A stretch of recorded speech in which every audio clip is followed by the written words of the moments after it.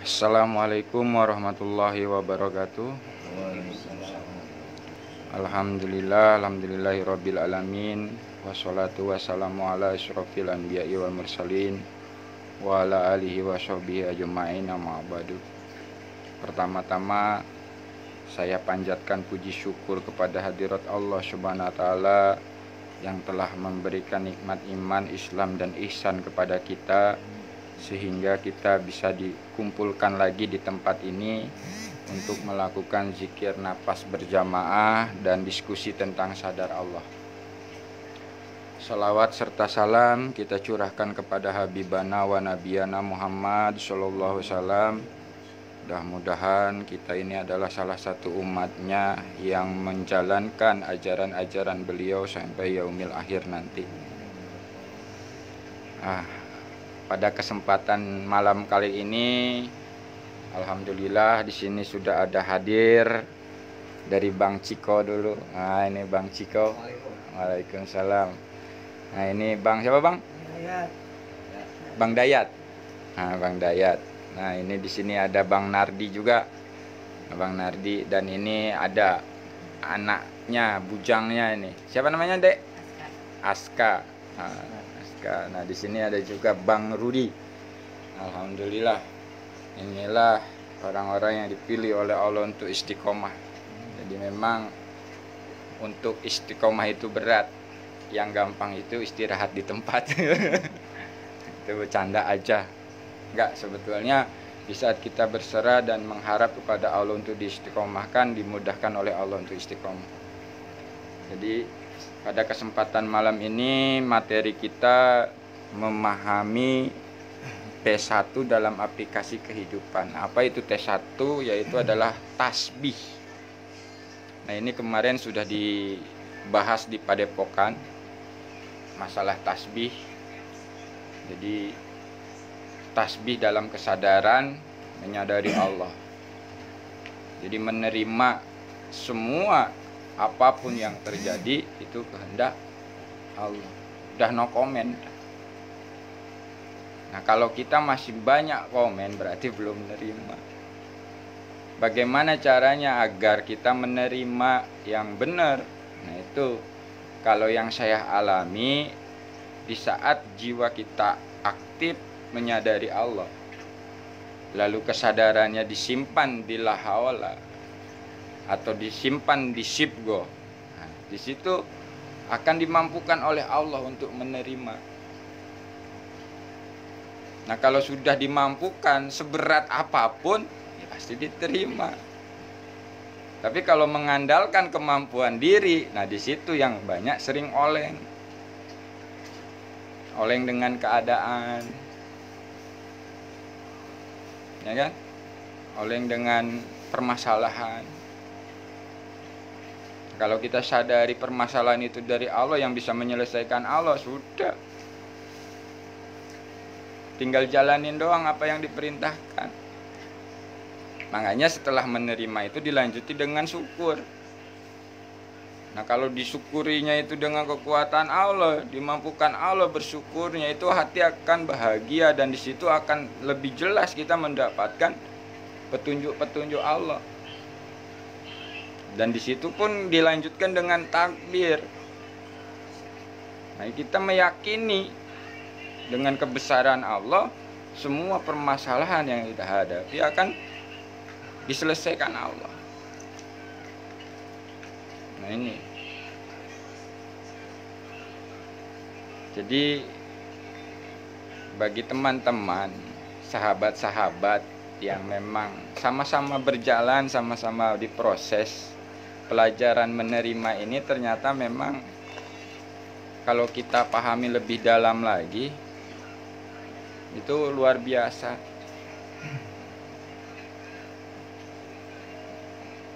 Kesadaran ini memang kita harus lebih dalam menyadari Allahnya,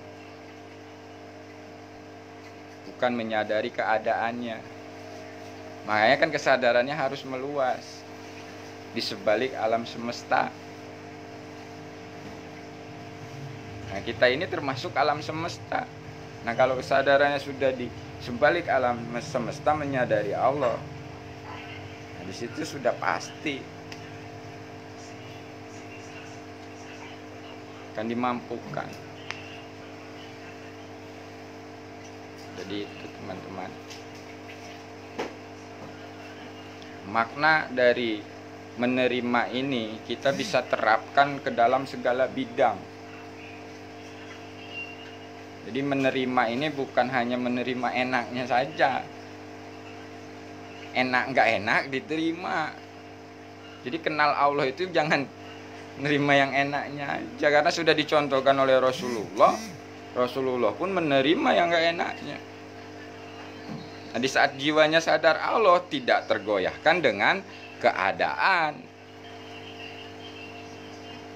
Perih ya terasa perih, tapi tidak terpengaruh dengan perih jiwanya itu. Menyadari rasa perih itu dari Allah, ya udah, mau ngapain lagi? Nah, gitu. Sehingga nanti dihilangkan rasa perihnya.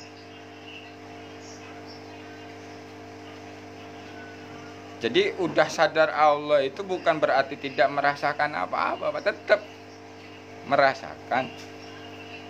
Tapi kalau kesadarannya jiwanya ini kuat, menyadari Allah, tidak akan terpengaruh dengan kondisi-kondisi yang kita alami. Ibaratnya di kondisi senang ya nggak berlebihan senangnya, di kondisi sedih pun ya nggak berlebihan sedihnya. Sebenarnya nyaman sudah, kalau sudah di posisi kesadaran kita seperti itu. Hidup ini tinggal menjalani dan menyaksikan kekuasaan Allah.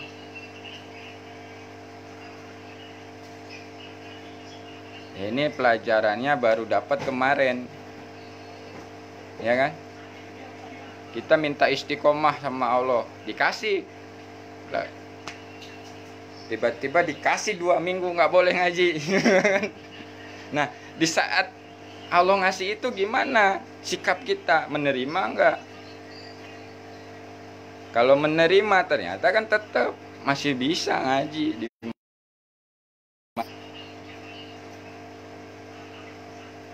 Nggak boleh di sini, tapi di tempat lain kan masih boleh. Nah, jadi kan nggak ada masalah sebenarnya. Kalau kita sadari itu. Kalau kita sadarnya cuman ke permasalahan, wah, gimana ini? Ah, itu udah mulai dah tuh.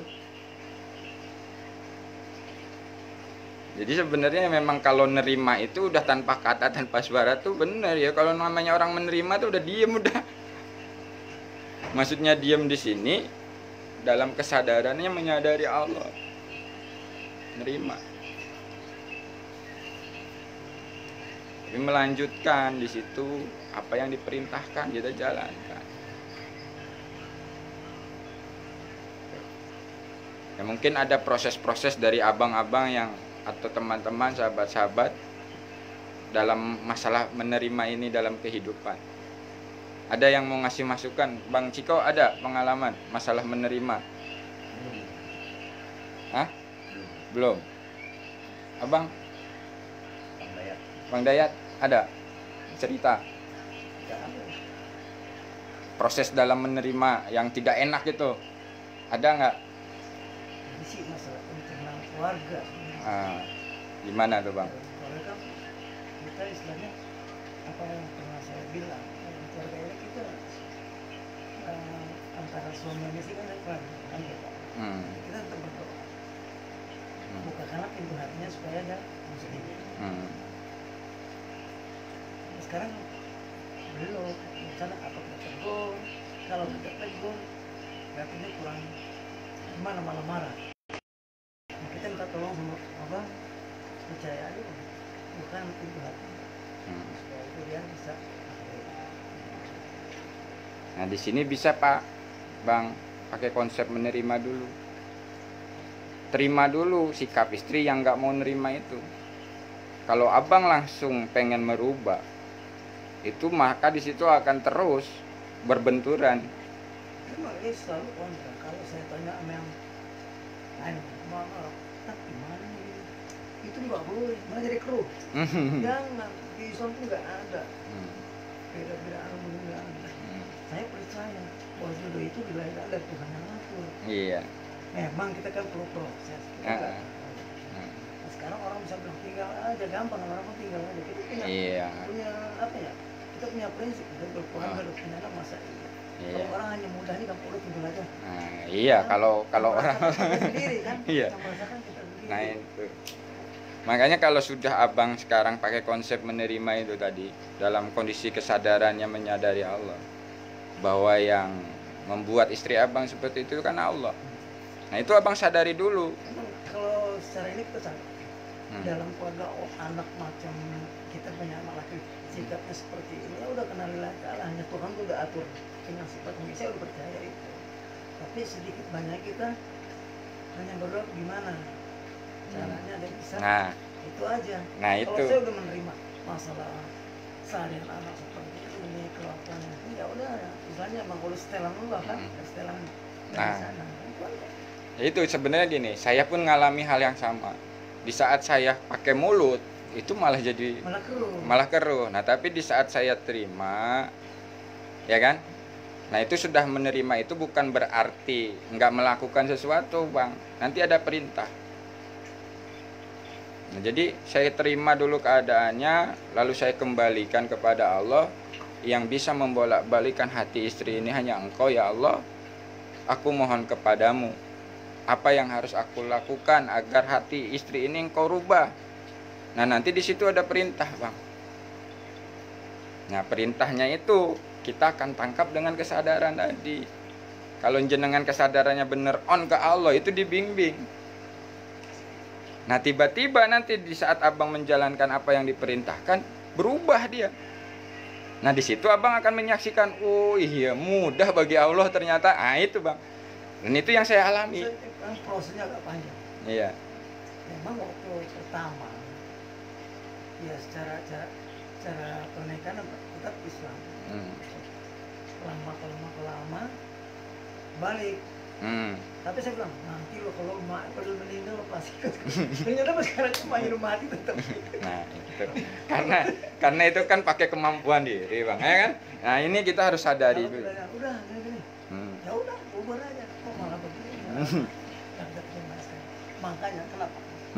Saya kemari itu jangan ini, intinya sebenarnya simpel aja. Gimana sih caranya kita mendekatkan sama Allah? Caranya selama pergaulan dalam sehari ini saya belum pernah, kan saya pernah. Saya belum pernah. Cuman kecilnya doang ngaji. Kecilnya aja ngaji. Udah gede, apa udah istilahnya dari belum balik sampai punya anak ya belum pernah. Kita mendekatkan sama Allah. Sekarang gimana cara? Bukan saya kemarin pengen pintar, pengen bisa ini, pengen enggak. Tapi gimana caranya mendekatkan sama Allah? Nah, Itu aja kok. Nah, Nggak iya. banyak ngamal macam. Nah, itu. Kalau kita mau ngaji ke sana, minta apa? Minta inilah, minta ilmu. Udah. Saya nggak mau. Sekarang gimana cara mendekatkan lebih mudah, itu aja. Oh, gitu. Bisa berkonsultasi. Iya. Bisa begitu lebih. Iya, ya itu Bang. Nah, di sini cara mendekat kepada Allah dengan metode DNSA, ya kan? Nah, tapi di sini melakukannya harus dalam berserah. Nah, berserah ini apa sih yang diserahin? Ya semuanya. Jiwa raga kita, anak istri kita, jabatan kita, harta kita semua serahin ke Allah. Udah berserah kita. Allah, saya kembali kepadamu, bimbing jiwa raga ini untuk mendekat kepadamu. Lillah, sudah lakukan zikir napasnya. Apa yang diajarkan dari guru besar kita. Nah, di situ kita aplikasikan dengan lillah. Jadi DN ini bukan merubah, Allah yang merubah. Cuman metodenya DN gitu loh, Bang. Nah, ini kan simpel, mudah, semua orang bisa menjalankan. Jadi nggak ada persyaratan yang tetek bong harus gini dulu, enggak. Makanya kan kemarin saya ngobrol sama Pak Pur di Padepokan. Di DN ini orang banyak dosa bisa kenal Allah. Gitu loh. Jadi nggak perlu hilang dulu. Banyak dosa pun bisa kenal Allah. Karena Allah itu Maha Pengampun kok. Nah, kalau kita mikirin harus suci dulu, harus gini dulu, ya sampai kapan? Kan gitu, Bang, ya. Nah, ini bagaimana? Nah, itu dengan berserah, di saat sebelum melakukan itu kan ada istighfar, syahadat, sholawat. Nah itu udah. Di saat kita istighfarnya meyakini dosa kita diampuni Allah, ya selesai bang sebenarnya. Ya tapi kan, nah itu ya tapi terus, ya gimana caranya? Kita melakukan aja belum, kan gitu. Nah ini, makanya di sini belajarnya langsung lakukan. Nanti setelah melakukan, abang akan diproses. Nah di saat diproses itu, abang akan mengalami pemahaman dari Allah langsung melalui apa? Kejadian-kejadian yang abang alami. Selama ini kan masih pakai akal pikir kita tuh. Oh kalau begini nanti bisa begini kalau. Tapi kalau pakai kesadaran itu enggak, udah di atas pikiran, Bang. Kita menyadari hanya Allah yang bisa merubah. Kita ngikuti apa yang diperintahkan dalam kesadaran, tiba-tiba berubah. Menurut akal pikir kita kan nggak mungkin gitu kan, tapi kok terjadi. Nah itu yang disebut penyaksian yang nyata, bahwa Allah itu ada, Allah itu dekat, Allah itu maha segalanya, Allah itu kuasa. Nah di situ penyaksian yang nyata dalam aplikasi kehidupan sehari-hari. Jadi kenal Allah itu sebetulnya nggak ribet, dan kenal Allah itu awal. Udah kenal, abang terus berjalan lebih dalam lagi, lebih mendekat lagi. Makanya kemarin saya sudah bilang, perdalam dulu kita dalam la haula. Kalau udah la haula kita sudah pahami, sadari, nggak berdaya, nggak bisa apa-apa di hadapan Allah, itu dibimbing bang. Jadi selama ini yang kita pikir susah kenal Allah, kan gitu. Harus punya ilmu ini dulu, harus punya ngerti ini dulu ya. Keburu jenggot. Itu. Jadi memang di sini proses itu akan kita alami. Dalam arti kata begini, dalam hati kita ini merasa susah, ya susah terus. Berarti kita belum mau lepas, belum mau menyerah. Tapi kalau sudah di sininya menyerahkan semuanya, sudah tidak merasa susah, tidak merasa ini, merasa itu, sudah loss, di situ dibimbing abang, dan di situ akan lebih cepat abang dimudahkan. Makanya proses menerima yang sesungguhnya itu di saat kita sadar Allah di tadi tuh. Tapi sekarang ini udah ada perubahan, ada anak-anak kita nih. Oh, ini gimana? Kalau mama mati duluan, siapa mau urus ini? Nggak bisa, nggak bisa. Ya kan? Gimana caranya? Saudaranya udah nggak ada. Satu-satunya bisa aja.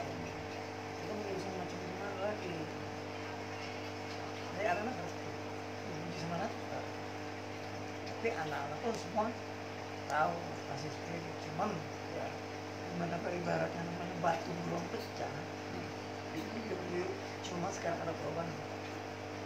Kalau kita tempat sholat kita sendiri ya kasih. Karena lemnya sholat dong, kok dikasih lupa di situ. Cuman dirinya dia yang belum terbuka. Insya Allah itu udah ada tanda, bang. Ya, alhamdulillah itu udah ada tanda. Yakin aja bagi Allah tidak ada yang sulit, ya bang ya. Ada, insya Allah. Nah itu akan diproses dalam menerimanya lebih cepat. Di situ akan ditolong, pertolongan Allah itu nyata. Bang Nardi ada tambahan? Hah? Alhamdulillah sih ya. Memang proses itu yang saya alamin sangat. Kalau dibilang kalau kakak sehat nggak mungkin. Waktu saya waktu ya tahun kemarin saya udah hancur beneran sama keluarga. Kalau Allah nggak bantu, kita bisa bikin cerai itu udah akan terjadi. Udah di depan mata, pokoknya udah semua tahu lah. Apalagi masyarakat apalah. Kadang-kadang Allah, emang pertama kali emang kadang-kadang kita kalau udah masuk begini, kita jangan sekali-kali tiba-tiba kita mencoba menyimpang gitu. Lalu saya udah menyaksikan, setelah saya menyimpang, ya Allah bagaimana sih? Allah buktikan hancur saya keluar, tapi karena kehendak Allah, alhamdulillah Allah menolong.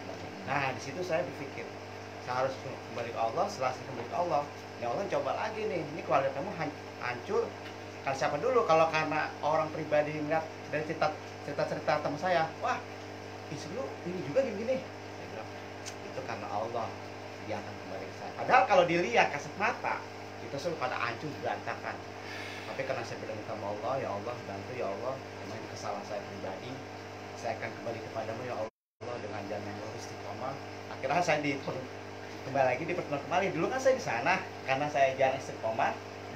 Wah bener-bener saya kacau tuh emang, karena kalau emang kita sering bersilaturahmi begini, seolah yang itu kita akan di jalan yang kelurus itu ke depan. Karena kalau yang jarang-jarang kita sering begini lagi belok-belok. Nah di situ kita Allah menolong saya, alhamdulillah dengan hancurnya saya dan Allah bantu. Akhirnya saya kembali ke istri. Sekarang pun saya juga apapun godaan apapun saya jalanin dengan senyum aja. Ya alhamdulillah gitu. Makanya kita selalu ingat ke Allah aja, apapun terjadi Allah. Jadi masalah yang dulu itu wah ini kan Allah nih bimbing kita, jadi proses. Kalau saya bilang dulu itu oh ini proses Allah gitu. Jadi kita akan menerima. Cuma kalau bikin kalau begini kita akan lain lagi dah pikirannya, yang main jadi ego. Nah saya menerima seperti itu. Yang tadi saya bilang tuh menerima keadaan apapun kadang kita gonyok apapun itu proses dari Allah. Saya bilang gitu. Nah saya udah ngerasain tuh gonyok saya di keluarga apa di masyarakat. Kalau saya bilang pakai pribadi saya udah mati karena bukan karena Allah. Ya Allah, alhamdulillah. Wah, Allah Akbar langsung Kak. Saya sadar istri marah-marah, coba tuh istri depan begini, aduh, ya Allah. Udah, saya tahu di Allah ya Allah. Ya alhamdulillah apapun ya saya jalanin, saya nikmatin. Benar kata juga, jadi apapun prosesnya itulah itu dari Allah semua. Udah kita nggak bisa kotak-atik dah. Soalnya saya udah ngerasain tuh yang kemarin contoh di saya bilang 200 saya bilang ini bilang kata saya kurang sodako. Nah, jadi kita kan sadar tuh, kita sadari tuh. Oh, jadi kita nggak berpikir wah stres kirim bintang hilang enggak. Di situ saya udah alhamdulillah itulah semua karena kita sadar Allah aja tuh. Insyaallah, Akbar. Alhamdulillah. Emang manusia sifatnya lupa. Waalaikumsalam warahmatullahi wabarakatuh. Daeng, alhamdulillah Daeng datang. Siap guru. Alhamdulillah Daeng kita datang. Nah ini Daeng Awang. Saya pernah ngeliat di grup itu ada orang Kemayoran, siapa sih? Oh itu Ya. Perasaan saya deket, tapi saya mau nyapa lupa lagi. Takut lebih tua. Bang Rudi mau nambahin masalah menerima ini? Ya kalau saya sih ya alhamdulillah ya. Apalagi pas COVID ini pemutusan kerja terjadi gitu ya, tapi alhamdulillah ya saya sih ya tenang-tenang aja gitu. Alhamdulillah juga istri juga kebawa, jadi suasananya jadi nggak terlalu ini. Alhamdulillah, dan saya setelah belajar DN ini ya maksudnya nggak terlalu banyak mikir. Udah nikmatin aja gitu. Nerima aja ya. Nerima aja, nggak mikir nanti gimana ya udah yang ada ya jalan ini deh. Yang penting kan yang paling nikmat yuk itu tenang deh dulu. Udah nanti mah gimana nanti urusan Allah kan. Ya udah. Sebenarnya kita waktu kita sholat kan disebut Iya. wa mayaya wa mati keserahkan hidup mati. Karena Iya. di situ manusia sepertinya lupa. Iya. Kenapa iya nggak nerima orang itu? Emang harus diterima semuanya. Ya udah. Yang penting mah jangan banyak mikir lah. Kalau banyak mikir makin kusut juga. Iya kan? Karena kita menyadari bahwa diri kita itu tidak berdaya, tidak bisa apa, lemah. Ya udah, jalanin aja. Nah, nanti ya gimana Allah aja lah begitu. Ya udah. Karena kita seperti itu ya, alhamdulillah juga istri kebawa, dibawa tenang juga, jadinya dibawa santai aja lah. Intinya menerima ketentuan Allah ya. Iya. Alhamdulillah. Nah itu kalau kesadaran kita menyadari Allah, semua itu perbuatan Allah, Iya. otomatis kita akan menerima semua apapun kehendak-kehendak Allah, apapun yang terjadi ya udah, ya memang begitu. Iya emang Gitu.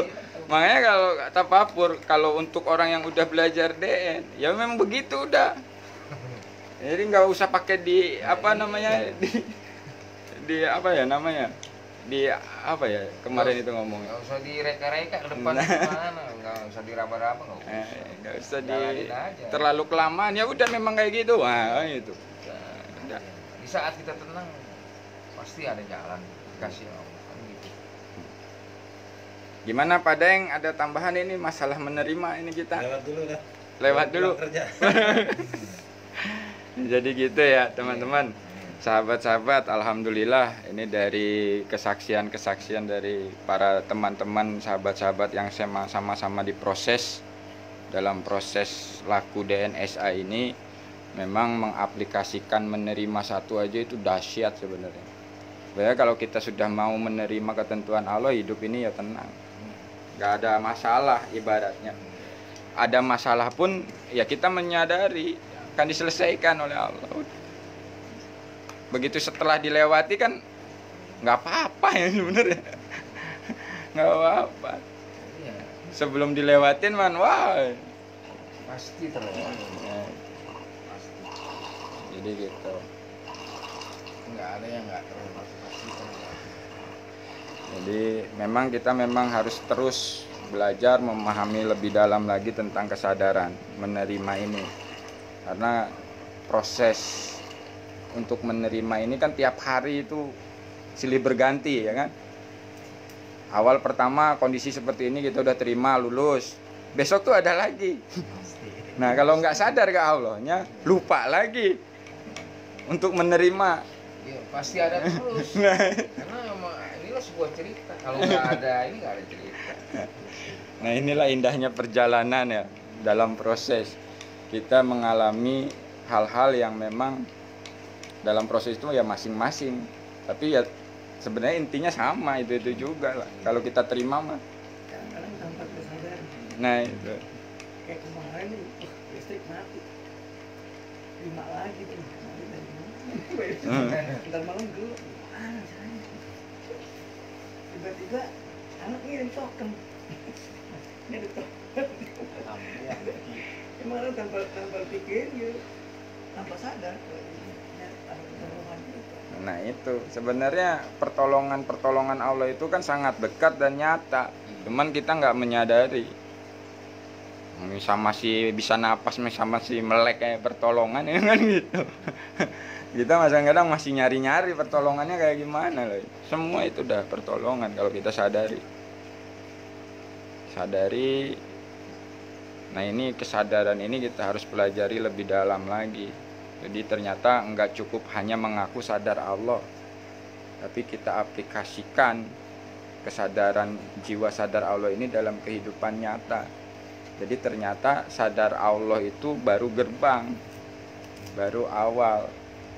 Nah bagaimana kita mengaplikasikan ke dalam kehidupan untuk menerima ketentuan Allah, mensyukuri ketentuan Allah, meyakini semua yang terjadi itu adalah ketentuan Allah. Nah, agar kita bisa mampu untuk menerima, bersyukur dan meyakini itu, nah kesadarannya ini kita harus dudukkan. Dalam kesadarannya di mana nih? Nah, kalau misalkan di Sipko, ya kan? Atau di Fana, kita dudukkan aja dek di situ, insya Allah. Yang saya alami itu sering ya di lahaola. Kalau udah didudukan di lahaola, udah nggak bingung, yakin udah. Dengan kekuatan Allah, pertolongan Allah yang nyata. Ya kemarin itu permasalahan segitu beratnya, kalau dipakai pikir, goncang jiwa kita, tapi dipakai kesadaran, sudah menyadari ini kehendak Allah, ini perbuatan Allah, sudah tak. Kayak kemarin juga sih nggak bisa bangun. Kalau udah duduk nih, berat sakit. Pokoknya sakit. Nggak bisa, orang udah sakit. Kemudian dia urut. Sini udah tetap banyak. Wah, ada semasa keren kan. Mana ya? Cara tak salah itu urut sendiri. Yang saya bilang ini begini, apa masalah? Hilang, terus alhamdulillah nggak ada asas. Nggak usah bangun tinggal. Anak saat itu, jangan nggak gampang gitu loh, kan nggak bisa bangun. Itu hilang sendiri. Bisa sholat lagi. Jadi kalau sudah menyadari memang begitu, Bang. Kalau sudah menyadari ini dari Allah, yang bisa menyembuhkan Allah dengan cara-cara Allah. Udah, apa yang diperintahkan suruh ngurut ya ngurut, ya udah, tahu-tahu sembuh. Nah, kan? Nah, itulah sebenarnya kalau kita sadari, jadi Allah itu memang dekat dan memberi pemahamannya itu melalui apa yang kita alami dalam kehidupan sehari-hari. Memang kalau untuk memahami dari buku, dari omongan orang, nah itu kan yang belum kita alami, pasti kadang-kadang masih bingung. Tapi kalau kita alami sendiri, oh ini tuh maksudnya. Ya jawaban cuman oh doang sebenarnya. Oh, begini ya. Menerima itu. Menerima dengan kekuatan Allah itu, dengan kesadaran menyadari Allah itu seperti ini. Kita nggak mampu menerima, dimampukan untuk menerima.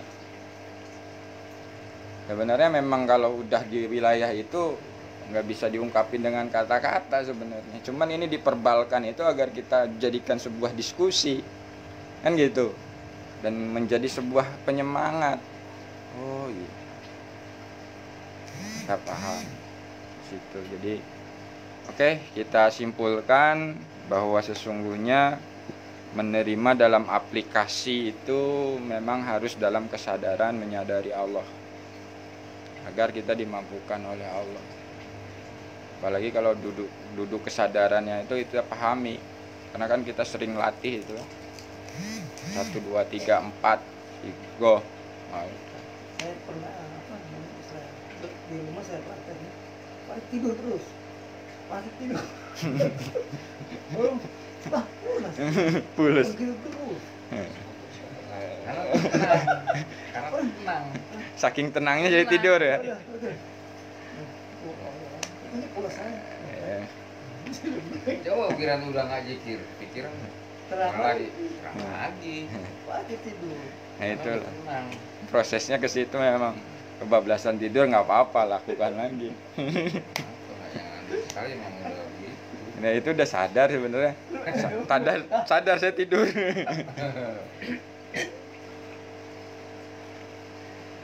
Jadi gitu ya teman-teman. Jadi kita simpulkan bahwa dalam menerima ini sesungguhnya kita tidak bisa menerima tanpa dimampukan oleh Allah. Dan di sini kesadarannya memang harus menyadari Allah dulu, belum setelah itu barulah kita menerima ketentuan Allah dengan kekuatan Allah. Oke, kita mau praktek sekarang apa nanti? Ya aja. Nanti aja ya. Oke, kita akhiri aja dulu diskusinya. Nanti kita lanjutkan DN-nya. Iya. Mudah-mudahan diskusi malam ini tentang memahami menerima dalam aplikasi kehidupan ada manfaatnya bagi kita dan bagi teman-teman yang menyaksikan di siaran langsung ini. Oke, sekian dari saya. Mohon maaf apabila ada kesalahan. Assalamualaikum warahmatullahi wabarakatuh. Waalaikumsalam.